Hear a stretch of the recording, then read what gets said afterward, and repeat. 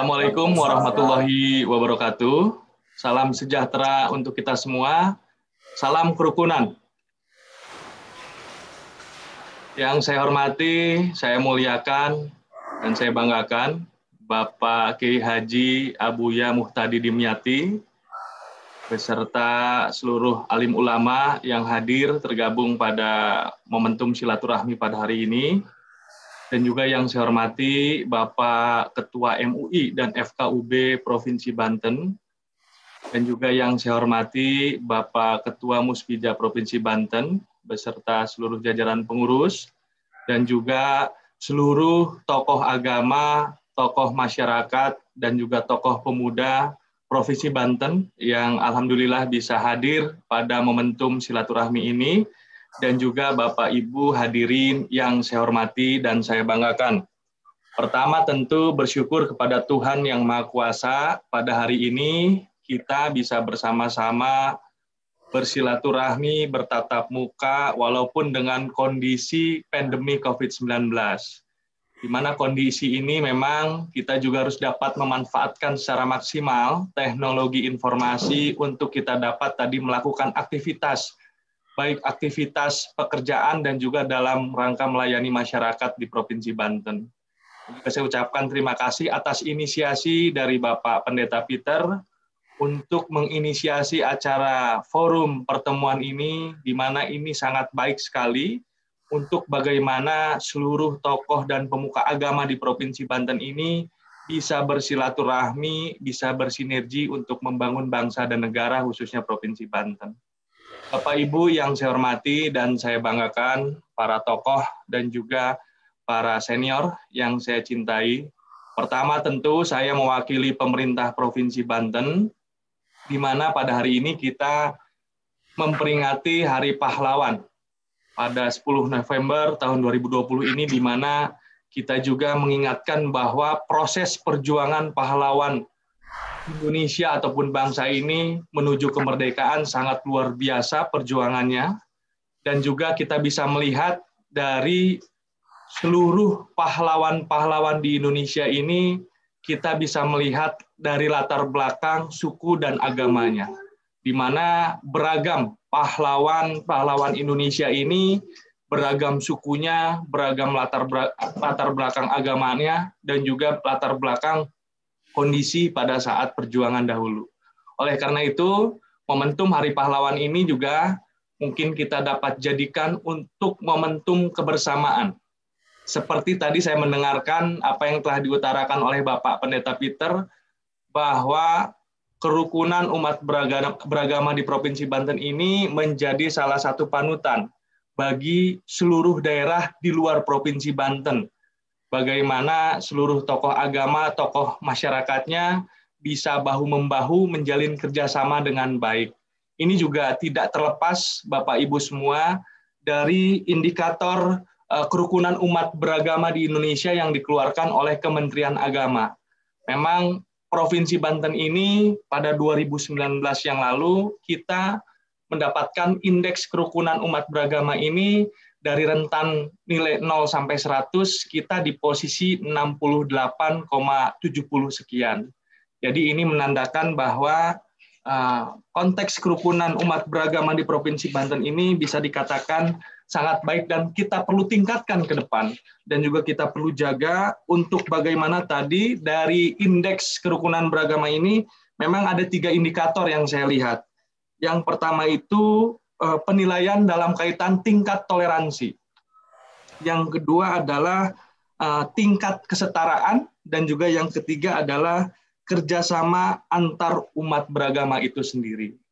Jadi momentum komunikasi, koordinasi, silaturahmi, dan kebersamaan ini saya juga mengharapkan dapat meningkatkan dari 3 indikator objek tersebut untuk dapat meningkatkan tadi indeks kerukunan umat beragama di Provinsi Banten. Dan selanjutnya, Bapak Ibu yang saya hormati dan saya banggakan, perlu saya informasikan juga kondisi pandemi COVID-19 yang ada di Provinsi Banten. Pada saat ini, alhamdulillah, Provinsi Banten ini sudah memasuki kondisi yang memang bisa dikatakan lebih baik. Karena pada bulan Maret yang lalu, Provinsi Banten ini tingkat penyebaran COVID-19-nya sangat tinggi, sehingga dari peringkat secara nasional kita itu masuk dalam epicentrum penyebaran COVID-19, yaitu peringkat ketiga secara nasional. Nah, berkat kerjasama dan juga kerja keras seluruh stakeholder, baik itu tokoh agama, tokoh masyarakat, pemerintah, TNI, dan Polri, alhamdulillah pada bulan November ini kita sudah bisa terlepas dari epicentrum penyebaran COVID-19. Dan kita berada di peringkat ke-14 secara nasional. Di mana 2 minggu yang lalu di Provinsi Banten dari 4 kabupaten dan 4 kota ini masih ada kabupaten kota yang masuk di zona merah. Nah, pada bulan ini, pada minggu ini, alhamdulillah, kita dari 4 kabupaten kota sudah 2 daerah yang kembali masuk di zona kuning. Dan 6 daerah masuk tetap di zona orange. Nah, kita harapkan yang zona orange ini, baik Tangerang Raya, dan juga Serang Raya dan Cilegon, ini juga bisa kita maksimalkan dengan mematuhi protokol kesehatan, sehingga zona tersebut bisa menurun ke kuning, bahkan kita harapkan bisa kembali hijau. Sehingga kehidupan kita bisa berjalan dengan normal kembali, baik itu untuk berkomunikasi dan juga melayani masyarakat yang ada di Provinsi Banten. Bapak Ibu hadirin yang saya hormati, saya banggakan. Nah, pada momentum ini juga saya berharap bahwa kepada seluruh tokoh agama, para pemuka agama yang ada di Provinsi Banten, tidak lupa juga dan tidak jenuh-jenuhnya untuk dapat menginformasikan kepada seluruh masyarakat dan umatnya untuk tetap mematuhi protokol kesehatan. Karena memang pada saat ini Provinsi Banten juga telah melahirkan peraturan daerah tentang protokol kesehatan. Ini intinya adalah untuk mengedukasi masyarakat agar mereka peduli terhadap dirinya sendiri, agar mereka sayang terhadap dirinya sendiri untuk bagaimana dalam melakukan aktivitasnya sehari-hari tetap tadi mematuhi protokol kesehatan yang memang mungkin menurut masyarakat ini relatif ini bisa disepelekan, seperti 3M ini, memakai masker, mencuci tangan dengan sabun, dan juga menjaga jarak. Dan tidak lupa juga berdoa kepada Tuhan yang Maha Kuasa. Nah, ini salah satu harapan kami, karena kondisi saat ini salah satu cara untuk memutus mata rantai penyebaran COVID-19 itu adalah dengan mematuhi protokol kesehatan sebelum vaksin itu diberikan kepada masyarakat.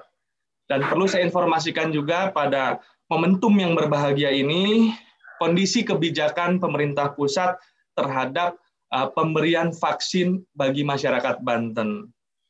Dari hasil rapat kami pemerintah Provinsi Banten dengan Kementerian Kesehatan yang nanti juga akan ditindaklanjut pada hari ini, setelah saya mengikuti acara silaturahmi ini, saya bergabung dengan Pak Menko dan Pak Menkes, khususnya dalam mempersiapkan bagaimana pemerintah Provinsi Banten mempersiapkan kondisi dari teknis pelaksanaan pemberian vaksin. Untuk informasi sementara, alhamdulillah Provinsi Banten ini dialokasikan itu kurang lebih 8 juta vaksin yang akan diberikan oleh pemerintah pusat dan didistribusikan kepada seluruh kabupaten kota di Provinsi Banten. Memang pada saat ini peraturan pemerintah pusat yang memang lebih harus memprioritaskan dulu, yang pertama pemberian vaksin itu kepada tenaga medis, kepada dokter, dan juga pekerja lapangan yang memang melaksanakan tadi pencegahan dari penyebaran COVID-19, dan juga selanjutnya masyarakat secara umum, baik itu pemuka agama dan juga masyarakat yang ada di 4 kabupaten kota di Provinsi Banten. Rancangan programnya perlu saya sampaikan bahwa pada bulan ini pemerintah Provinsi Banten sedang melaksanakan evaluasi dan sosialisasi tentang microplanning. Microplanning ini adalah perencanaan pelaksanaan vaksin, karena memang pelaksanaan vaksin ini tidak bisa serta-merta dilaksanakan langsung memberikan vaksin, tetapi harus ada metode dan pelaksanaan ini harus tetap mematuhi protokol kesehatan, dan juga tempat-tempat yang dijadikan tempat pemberian vaksin ini juga harus tempat yang steril. Pada bulan ini kami sudah merampungkan microplanning bersama pemerintah kabupaten kota, dan saya harapkan juga microplanning dari kabupaten kota ini pada pertengahan November ini bisa selesai dan diberikan kepada pemerintah Provinsi Banten.